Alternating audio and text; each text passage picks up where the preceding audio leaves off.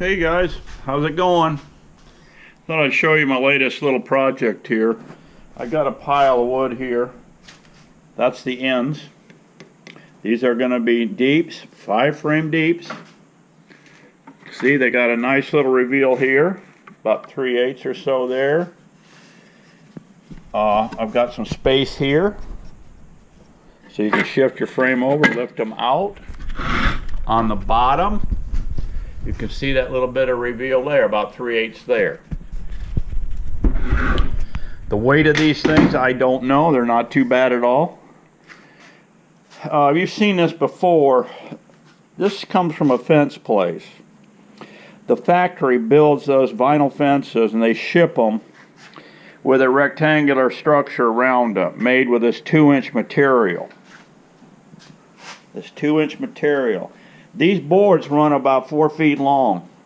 So what I've been doing, taking a 4-foot board, locking it into vise, and then I made this scratching tool. All this is a reciprocating saw blade. I don't know what the tooth is on here, and I'm not going to open this up to tell you, but you can see the difference with my finger there on that blade. I don't know how many teeth per inch there, but it doesn't really matter that much. What you're going to do is stand that board up in this vise and grab it and run the full length of that board, whether it be 4 foot long, 2 feet long, or whatever. Run it clear down, pull it out of the vise, set it aside, grab you another one, determine which side you want the glue surfaces on. I put the worst sides. Here's an example. Here's a good side of this wood over here. No imperfections. Here's a knot. Well, in time, this knot's going to pop out, but it can't pop out if it's trapped inside of this glue joint. So, make this side your glue joint. Look your lumber over. It's very simple to do. Then what I do is clamp them up like a 4-foot board. I'll put like 4 of these clamps right here, these little Harbor Freight jobs. They're real cheap. Get a pile of those things. I got some shorter, I got some longer ones. Forgive my bombing range here a little bit, okay? Sometimes I get wild in the shop. So anyway, just thought I'd show you what I'm doing here with that. Clamp them together. And my son and I, we whipped these out. All we used was a chop saw to do this job, and we used a table saw. I let these glue joints set overnight. You can cut them the next day. All right, now the only other additional cut you need. Let me back up a second. Let me show you these dimensions. The whole height of this finished box is 9 5/8. Here's my glue joint, right through here. The width of this board on the inside, which is this board right here, 7 1/2. And these side ones are running 21 5/16 long from there to here, okay? That's the basic box. Now, you'll notice I've created this 3/4 by 3/4. All you do on that is set your table saw 3/4 of an inch high, and then when you drop it down, make that cut and then run it through. This will be against your fence. Make the outside tooth of that table saw 5 or 3/4 inch. So it's 3/4 here, 3/4. That's it. Now you're going to create this piece here. That's 3/4 by 3/4. That notch you made here. That's going right here as this handle, and you'll notice that all these have the strapping. They're strapping that hold these boxes together around that vinyl fence. They've created this dado cut in here. So what I did is made sure I had one of these close to the top. I just used plain flat 3/4 inch plywood, exterior plywood, cut to the size of the outsides of this box. That's it.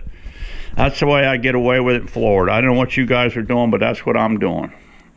This is a very simple box. You can take nothing material and make a very functional box, and for nothing. I mean, what have I got? I got a little glue. This glue right here is what I use to put it together. It's Bondtite 3. Super good stuff. Waterproof. To assemble this box, all I do is take this end piece, push it back, set it on the bench. I take this board here, and actually I take this one here. It's standing up too. They're spread apart. I just throw another one of the end pieces just in here wild. I take this board right here, flip it up on edge, and I butter it up with a thick layer of Bondtite 3. Set it back down. I take my finger and go over the whole thing, spread it out with my finger. I got a rag here, bucket, terry towel. I just squeeze the water out, lay it there. Any extra glue, you can clean it up off yourself. Slap it up there, and then I put this clamp on there. I put this clamp on here, but you'll notice I got it right up the top. My screws here. I only got 2 screws on this box, one there and one there. That's all you need on this box.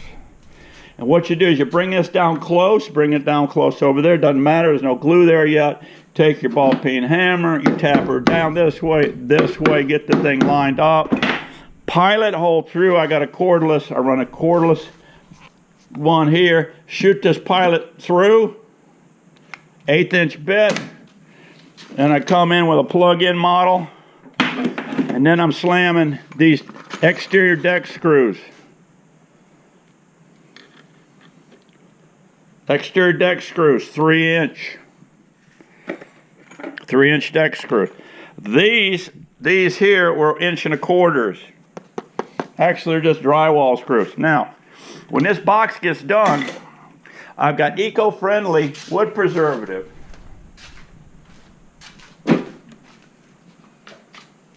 Get you some of this stuff. This is safe for your bees. TallEarth.com, eco-safe wood treatment. Okay? Mix that up gallon at a time. Get you a vat. Drop this, complete the box. Let your glue set for 24 hours. Go to your vat. I don't know how much you're making up. You could make it up in a huge pickle barrel if you want or whatever. Submerge this box in it or paint it on. Just drop the box in a barrel, big enough barrel. Take a big brush, slop it on. Set it out in the sun. You set it out in the sun for 2 or 3 hours. Go ahead and paint this thing. Now I'm putting on 2 coats of Valspar prime and paint. Right down there is the stuff. Good. I paint my boat with a catfish boat with that stuff. It is tough. Then what you can do is come back, get you some different colors. Orange, fluorescent orange, get you some. These are going to be almost OD green, the whole box. And then you can get some other colors, blue color, black, whatever, fluorescent colors, and do spots, circles, whatever excites you there, okay? Now I've got the bottoms going on here. They're screen bottoms. In Florida I run all screen bottoms year round. I don't care if there's snow is flying, which it never happens, but unless you're in Tallahassee. I'm in the middle of the state. I run them year round. So play it by ear. I don't know what you guys can get away with up further north. You probably couldn't pull this off in Michigan. You're going to have a solid bottom. That's fine. Beauty of this is you've got a very thick thermal wall here. It's not just the 3/4 like you have standard beehives. This is 2-inch material, which ends up 1.5 inches actually, standard, So yeah, I just thought I'd show you this deal here. I'm going to burn out a bunch of these. And I've got all my bees now in mediums, the same dimension, outside dimension as this box. What I'm going to do is pull the bottoms off of those, drop this on the bottom, stack them up, whatever. I can stack them up 2. Some of those hives have got 4. So actually I could start busting up in April. I'm going to actually put some of these on.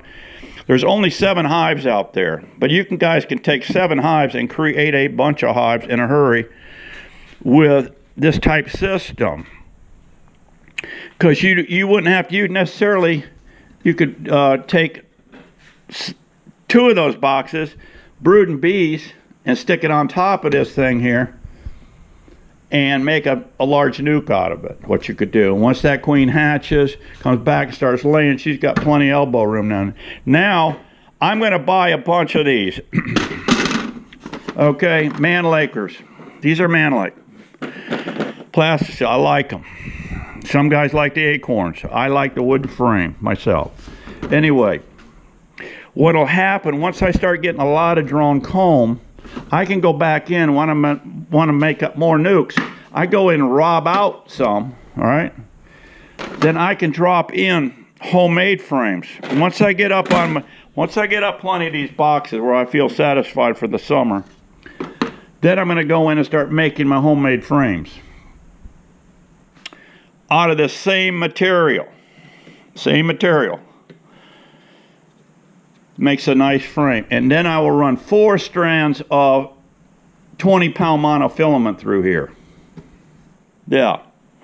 You guys want to make honeycomb, that 20-pound monofilament's great. You snip the ends on that monofilament, snip this in, grab it with your Leatherman needle nose, and it slides right through that honeycomb just as pretty as you please. And then you can take your cookie cutter chopper and start whacking up them 4-inch squares and dropping in for cut comb. But so that's the deal. We're going to start. I'm going to put some of these boxes on under them bees before April. I'm not going to bust up bees until try to make more queens until April. Full new moon in April is the earliest I'm going to start. I don't care what every other beekeeper on the planet is doing. That's just what I'm doing, okay? You could take 50 beekeepers and have 50 different scenarios. I'm just telling you what I'm going to do. So that's it. Tell me what you think. The box, like I said, is not that heavy. If it's too heavy for you, go to the gym. Or buy some 25-pound dumbbells and start working out, okay? How about that? All right. Taking nothing and making something, guys. Let's go for it. See you on the next one. Be happy and have a great 2019. See ya.